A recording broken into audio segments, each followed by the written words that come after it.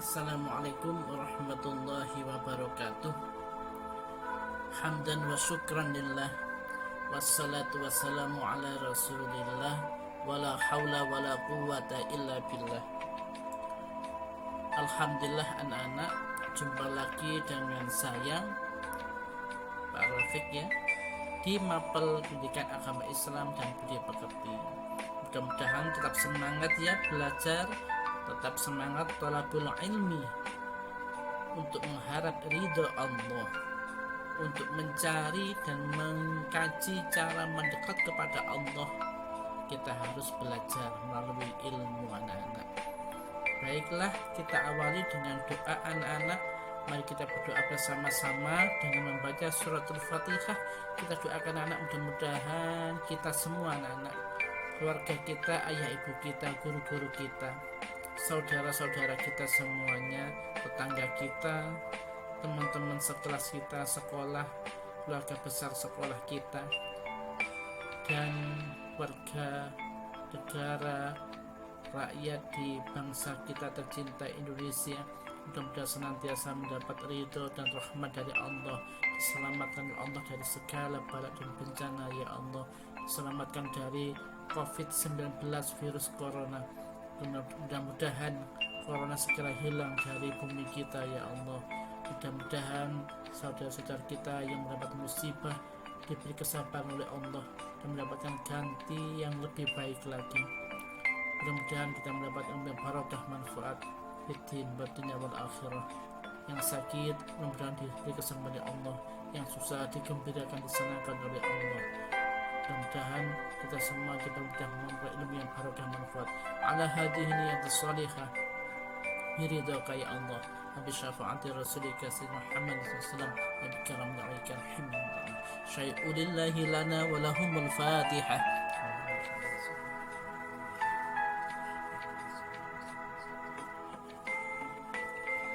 Amin. Terima kasih anak-anak. Kita lanjutkan pembelajaran kitab sesuai dengan materi yang telah kita pelajari.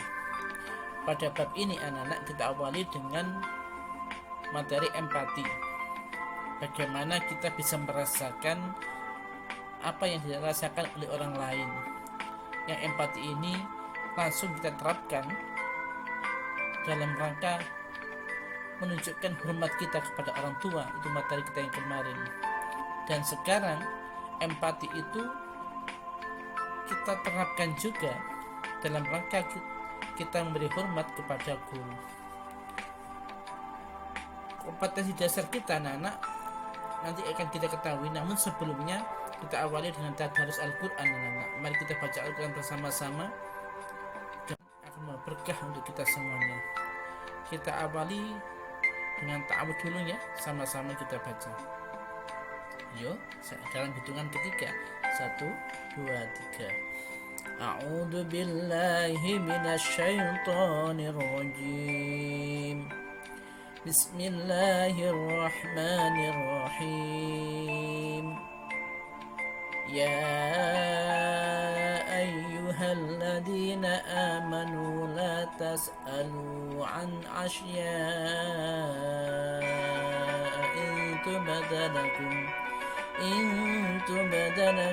tasu'kum wa in tas'alu anha khina yunazzalul Qur'an وإن تسألوا عنها حين ينزل القرآن تبد لكم عفى الله عنها والله غفور حليم.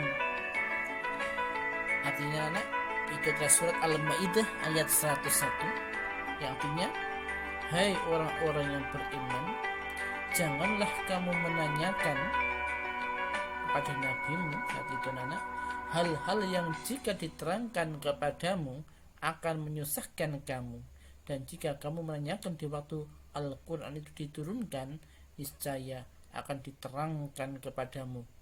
Allah memaafkan kamu tentang hal-hal itu.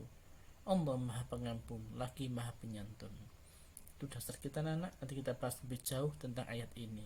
Baik anak, KD kita pada pertemuan kali ini, kompetensi yang harus kamu kuasai, yang pertama harus memahami mana empati yang awal kita terapkan betul. Itu ada surat An-Nisa ayat 4 dan surat keempat ayat ke-8 dan hadis terkait. Yang kedua adalah menyatakan perilaku empati, khususnya hormat kepada orang tua. Tentang hormat kepada orang tua. Baik, itu sesuai dengan KD itu anak.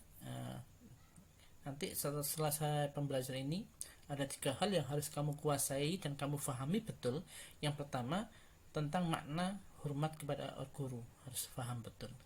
Yang kedua, membaca dan mengartikan dalil nakli yang baru saja kita baca bersama-sama, itu tentang hormat kepada guru.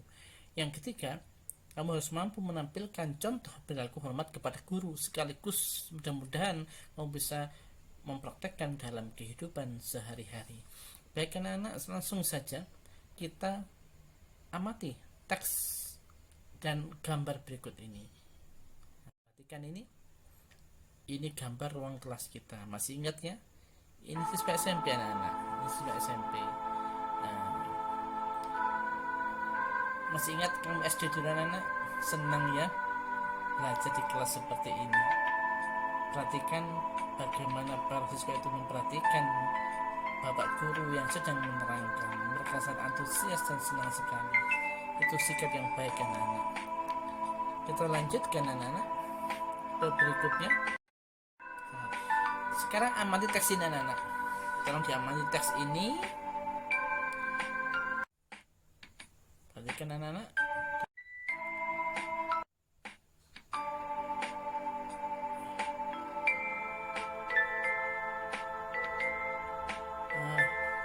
Saya kasih pelajaran anak. Ini saya nyoba mengajak kamu mengingat kembali masa duduk di SD atau madrasah ibtidaiyah pada waktu kamu belum masuk di SMP.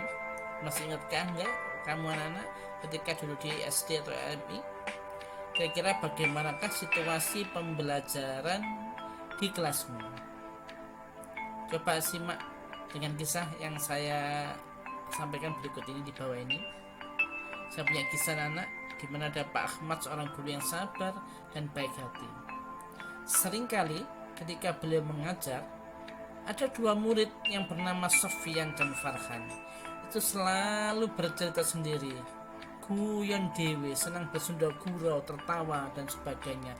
Bahkan pernah pula percakapan dan tertawa dari kedua anak murid ini sampai terdengar ke seluruh murid di kelas itu, di ruangan itu anak-anak, sehingga mengganggu teman-temannya yang ingin belajar dan mereka ingin mendengarkan penjelasan dari Pak Ahmad.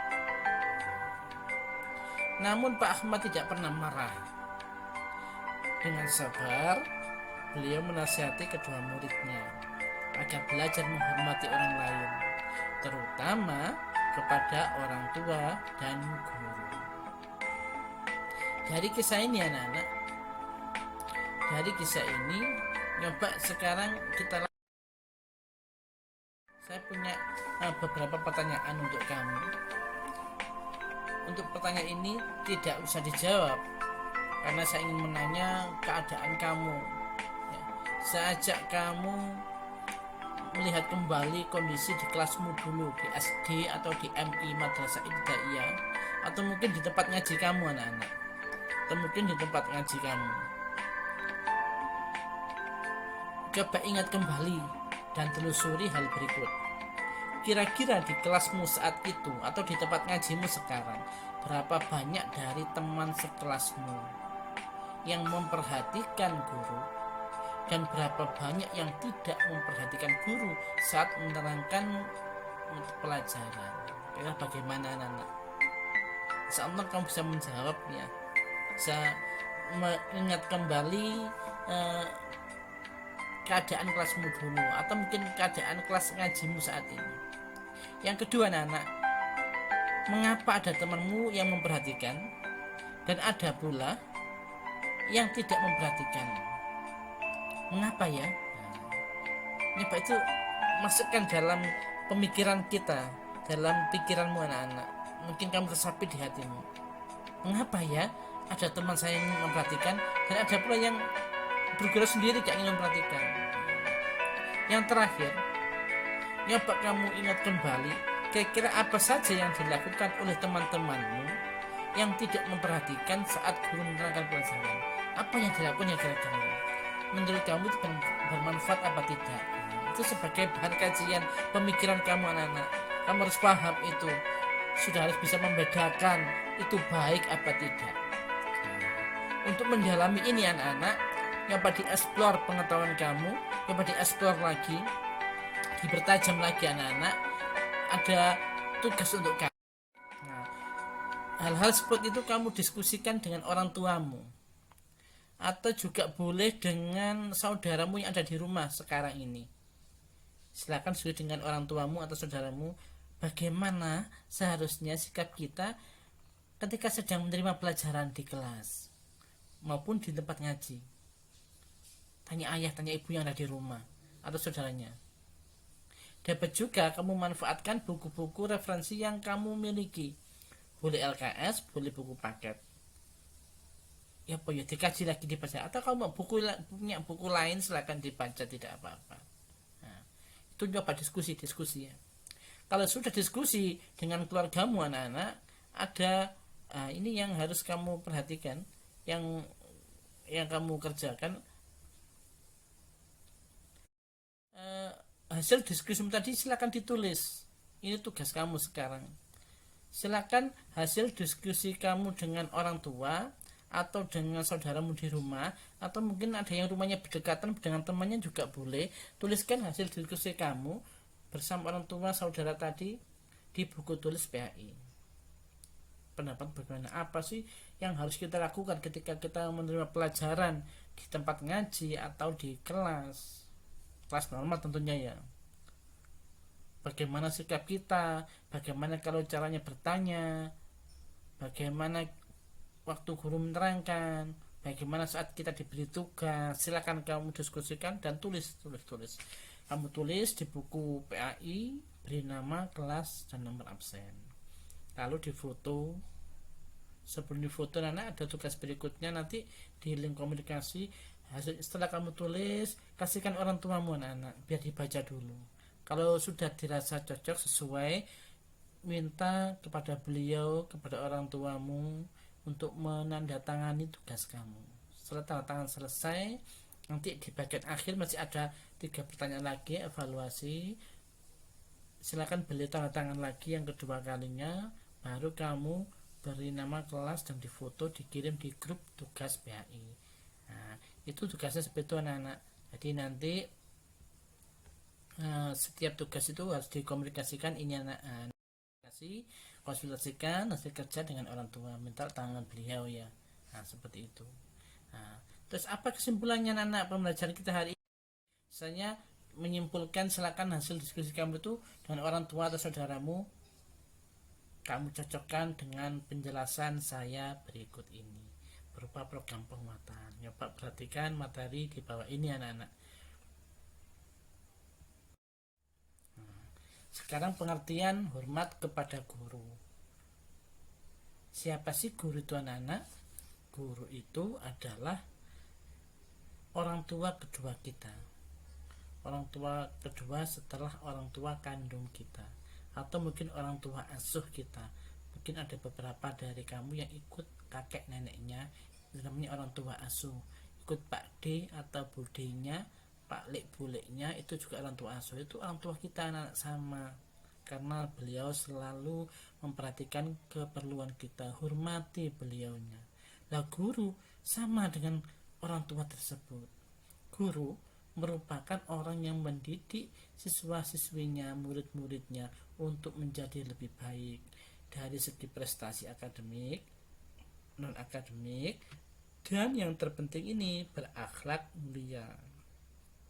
Makanya jangan, kamu gak usah kaget kalau kamu salah kok dijewer sih, kok bila salah kok dimarahi sih. Sebenarnya bukan marah anak-anak, itu adalah bentuk kepedulian bapak ibu guru, ingin menunjukkan kepada kamu iki lunak yang baik, seperti itu. Makanya sebagaimana wajib hukumnya mematuhi kepada orang tua, maka wajib pula mematuhi perintah para guru.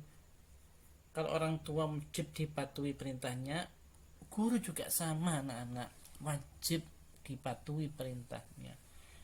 Sikap terbaik kepada guru adalah dengan cara dekat, memuliakan, tidak menghina atau mencaci maki gurunya, apalagi memusuhi gurunya. Naudzubillah, itu tidak boleh anak-anak. Guru itu membuka jendela wawasan kita. Baik, kita lanjutkan. Yang kedua, anak, mengapa guru harus dihormati? Nah, ini Rasulullah SAW dalam sebuah hadis memerintahkan kepada umat Islam untuk menghormati guru sebagai jalan ya, ini sebagai salah satu jalan menuju keberkahan ilmu, sehingga ilmunya menjadi bermanfaat. Apa bermanfaat itu? Ilmunya akan berguna anak-anak. Bahkan di kelas tidak mengerti pun hanya gara-gara hormat pada bapak ibu guru, barokahnya ilmu ini luar biasa. Nanti akan mendapat dan dapat dirasakan ketika kamu tidak sekolah lagi. Para guru itu mengantarkan kita menjadi orang yang berakhlak mulia. Guru itu adalah pewaris Nabi.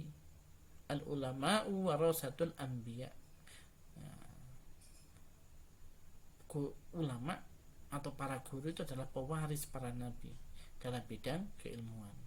Mereka itu adalah penyampai syariat, sehingga kita dapat berperilaku dengan baik dan berakidah yang benar. Apalagi guru agama, ustadz, ustadzah, pak yai, bunyai, luar biasa anak.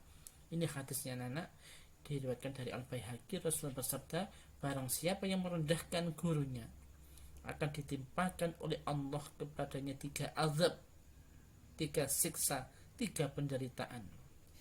Apa itu? Yang pertama, sempit rezekinya. Yang kedua, hilang manfaat ilmunya. Dan yang ketiga, naudzubillah, keluar dari dunia ini tanpa iman. Makanya matinya orang ini tanpa membawa iman. Jangan sampai terjadi naudzubillah, summa naudzubillah. Kita lanjutkan anak-anak. Dalilnya hormat kepada guru, yang pertama yang kita baca tadi, surat Al-Maidah ayat 101. Ini menceritakan orang-orang Bani Israel.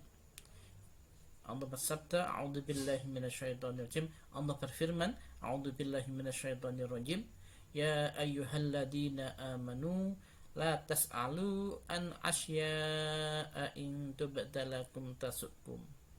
Wahai orang-orang yang beriman,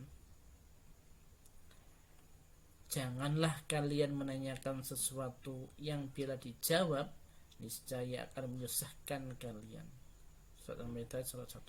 Seperti cerita di surat Al-Baqarah, anak-anak, orang Yahudi ketika disuruh mencari sapi oleh Nabi Musa, bagaimana? Bertanya terus. Akhirnya kesulitan mencari sapi itu. Meskipun akhirnya menemukan, tapi sulitnya luar biasa. Dalam sebuah hadis riwayat Imam Ahmad dan Imam Tirmidzi, Nabi Muhammad SAW pernah bersabda, ini hadis dalil nakli sama ya, dalil nakli itu bisa bersumber dari Al-Quran seperti ini. Yang kedua, dalil nakli juga bisa bersumber dari Al-Hadis seperti ini. Kalau Al-Quran adalah firman-Nya Allah, sedangkan hadis adalah ucapan perkataan dari sabda dari Nabi Muhammad SAW yang dibukukan dalam kitab hadis dan harus sahih untuk dapat dijadikan pedoman. Rasulullah pernah bersabda seperti ini, anak, laisa minna malam yuwakkir kabirona wa yarham saghirona. Artinya, tidak termasuk golongan kami, tidak termasuk umatnya Rasulullah, tidak akan diakui menjadi umat Rasulullah. Maknanya seperti itu. Siapa dia? Malam yuwakir kabirona, orang yang tidak memuliakan orang yang lebih tua. Jadi orang yang tidak bisa memuliakan, menghormati orang yang lebih tua, tidak diakui menjadi umat Rasulullah. Naudzubillah, jangan sampai anak-anak. Yang kedua, wayarham saghirna, dan tidak menyayangi orang yang lebih muda. Di dua kelompok orang ini yang tidak bisa menghormati yang lebih tua, termasuk orang tua, guru, dan orang-orang lain yang lebih tua. Yang kedua, tidak bisa menyayangi yang lebih muda, punya adik, punya keponakan, gak bisa sayang, malah dizalimi, diakali. Orang seperti itu tidak termasuk umatnya Rasulullah. Kata Rasul, laisa minna, tidak termasuk golongan kami. Hadis ini diriwayatkan oleh Imam Ahmad dan Imam Tirmidzi. Baik anak, kita lanjutkan lagi.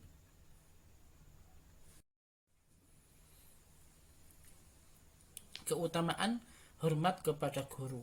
Apa saja keutamanya? Nah, itu ada banyak sekali, saya tuliskan, bisa kamu tambah lagi nanti. Yang pertama, yang jelas keutamaan hormat pada guru itu adalah bagian dari jihad di jalan Allah. Sehingga orang yang hormat kepada guru, pasti Allah akan memberi pahala besar bagi orang tersebut, siswa yang taat kepada gurunya. Yang kedua, taat dan menghormati guru dapat melebur dosa kita. Yang ketiga, taat dan menghormati orang tua dan guru termasuk dapat memberikan keberkahan hidup, rezekinya menjadi berkah, hidupnya menjadi berkah, pekerjaannya menjadi berkah.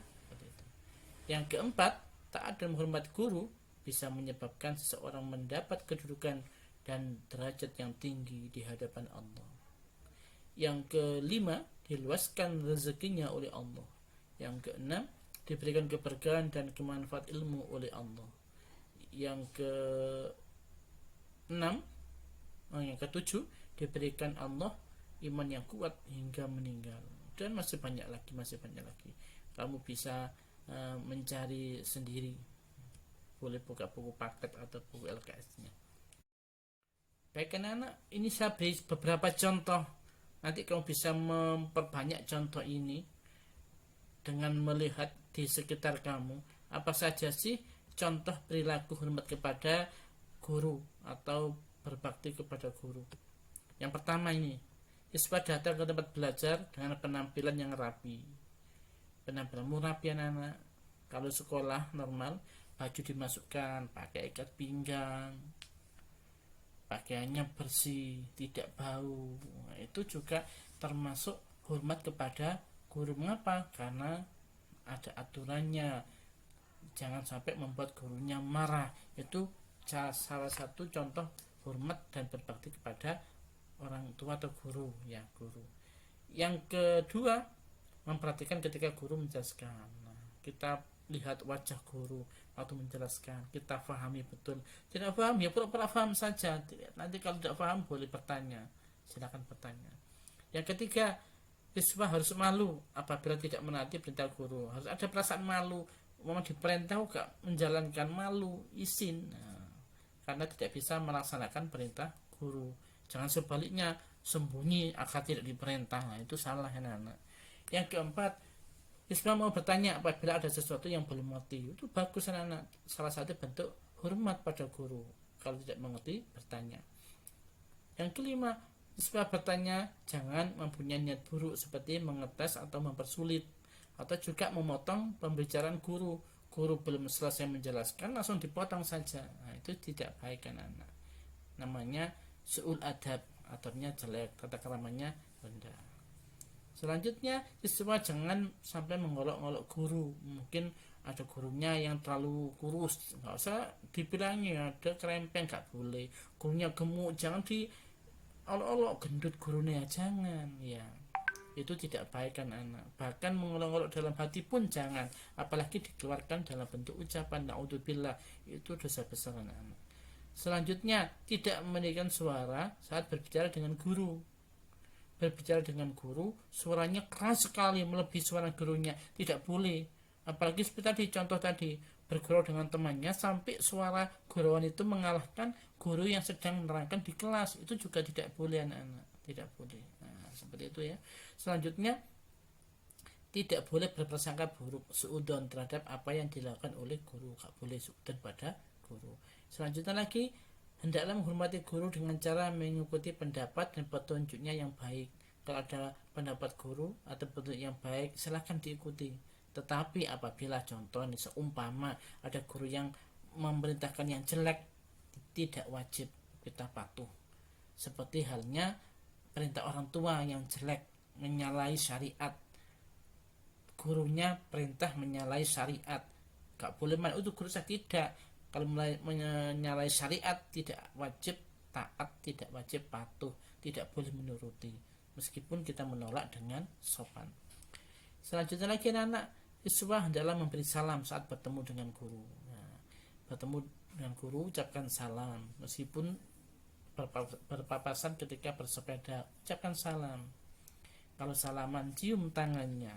Kalau sekarang masa corona ya beda lagi, cukup kita menghormat saja karena sedang ada pandemi virus corona.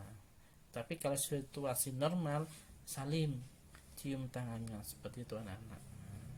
Baik anak-anak, sampai di sini penjelasan dari saya.